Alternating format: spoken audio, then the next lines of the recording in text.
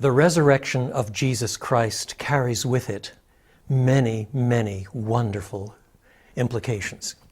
The first is that it vindicates Jesus.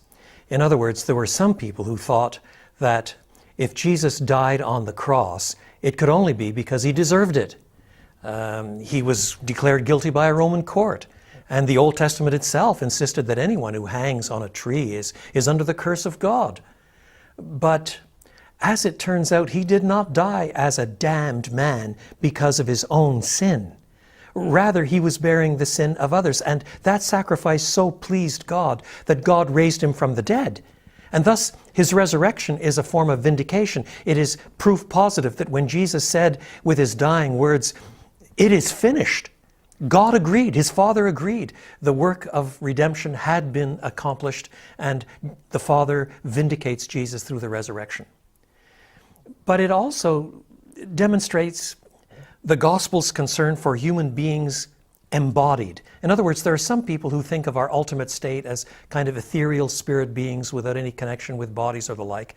But part of elementary, fundamental Christian truth is that in the new heaven and the new earth, the ultimate goal, the home of righteousness, there will be not just heavenly existence, it's earthly existence. It's a new heaven and a new earth, and we will have resurrection bodies like Christ's. That's one of the great arguments of 1 Corinthians 15. Paul argues that if Christ rose from the dead in a resurrection body, which, however strange in some ways and remarkable it was, could be touched and handled, which could be spoken to, which could be seen, and which could actually eat human food, then when we who are finally resurrected on the last day come into that final state, we will have resurrection bodies like his resurrection body. That is our destination. So his resurrection implies the first fruit of what is often called a general resurrection at the end of the age. All human beings will be resurrected, whether to life or to condemnation, because we are essentially embodied people. And with this comes also a vision of life and existence beyond this life. We should not think that Christianity merely sorts out some problems in our lives here.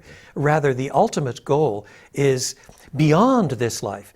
When we get older and more hairs fall out and arthritis kicks in, or we slink away into dementia, we all face the weakness of declining years. And suddenly resurrection existence begins to look very good indeed, because our hope is not to survive to 70 or 80 or even 90. Our hope finally is a body like Christ's resurrection body. And his is the first fruit.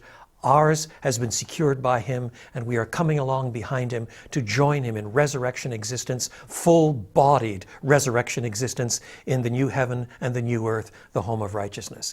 That's why 1 Corinthians 15, the great resurrection chapter, ends with the words, "Wherefore encourage one another with these words."